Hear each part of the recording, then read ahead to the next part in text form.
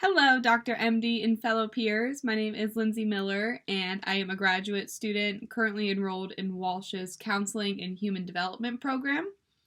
The 1994 film The Color of Fear was directed by Lee Man-wha and included a group of 8 men that were from different racial and ethnic backgrounds: African American, Asian American, Japanese, Latino, and white.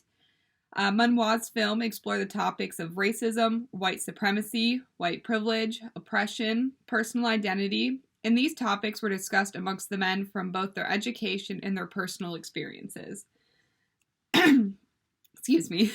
I believe that a few of the main themes presented within the film were racial identity and how these identities were formed from the lived experience of the men, white privilege and the denial of its existence within society today, the emotional impact that racism inflicts, and the power of honest communication within a diverse group of individuals.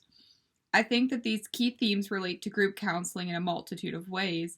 As counselors, we are going to work with individuals from all kinds of varying and different backgrounds. Documentaries like The Color of Fear help to educate us on some of the issues and struggles we may expect to see with our future clients. These key themes can help inform my practice as a future counselor by helping myself to better understand the dynamics of group counseling. Each individual will come into a group session with their own personal experiences, histories, and identities, and these help shape how individuals will interact and communicate with one another within the group atmosphere. As a future counselor, awareness of racial identity helps me to recognize how systematic and personal experiences in race impact individuals and members of a group and the interactions that take place within a group, such as building trust and rapport with one another, the ability to be vulnerable, and feeling safe within the group setting. I found the entire film to be extremely impactful. However, a few moments that stood out to me were at the beginning of the documentary. Gordon openly admitted to being a racist. I thought this was incredibly brave of him, given his audience, and incredibly vulnerable. Another moment was when Yutaka shared a story about how when he was applying for a passport, he had to put down American for his nationality, although he felt that he should put down Japanese. His wife told him that he was born and raised in America, and that he was American, and that his passport would be rejected if he put Japanese as his nationality. Another moment that I found to be impactful was David Lee explained the specific reasoning that he had behind himself identifying as only American.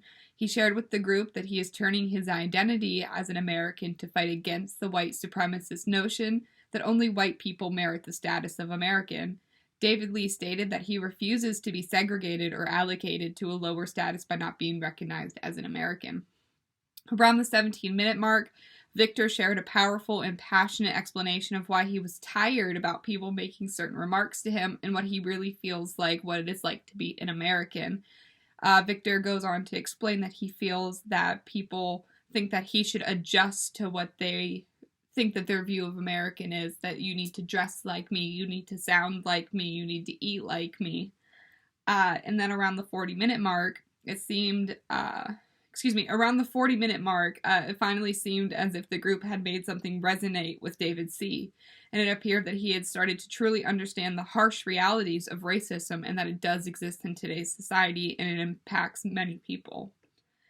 The Color of Fear and its key elements are aligned with several core principles involved with group counseling, such as the concepts of power dynamics, identity, emotional processing, and effective communication. By using the content provided by the film The Color of Fear, it can help educate counselors on how to create an environment where group members feel safe, discussing their racial and cultural identities with another. These discussions potentially might help members of the group deepen their own self-awareness and understanding of racial issues. The film might impact my approach to working with diverse groups and the members of the group and addressing sensitive topics by helping me to prepare for denial and how to navigate resistance from the group members. The film helped me to recognize that groups need to establish a norm of active listening and non-judgmental dialogue and communication. As a future counselor, I will have to be careful to validate the emotions of the members and to not insult them or re-traumatize them. I will have to be prepared to engage in conflict resolution if a session gets to the point where it is necessary where it's necessarily, oh my goodness, where it's necessary to de-escalate a situation. I apologize. I get nervous when I'm on camera. I enjoyed this documentary more than I expected to. It definitely challenged a lot of my current views on both race and identity. I enjoyed the passion for culture displayed by a few of the men, and I enjoyed seeing how vulnerable at times the members were able to get and felt comfortable enough to cry or display their anger and didn't feel a need to conceal their true emotions. A new insight I learned from this documentary was that the Chinese view Americans as white, even though there are so many individuals that are American and from a different ethnicity group. Altogether, I really enjoyed watching the film, and I was pleasantly surprised to my reaction to it. I went into it thinking that it was going to be a long hour and a half, and that it was going to be a waste of $15. And I can say now that it was probably the best $15 that I have spent so far this week, and I'm really grateful that I had the opportunity to watch it, and I look forward to hearing how everybody else enjoyed the film and to hear some of the other takeaways. So I look forward to seeing your video responses this week. Thank you.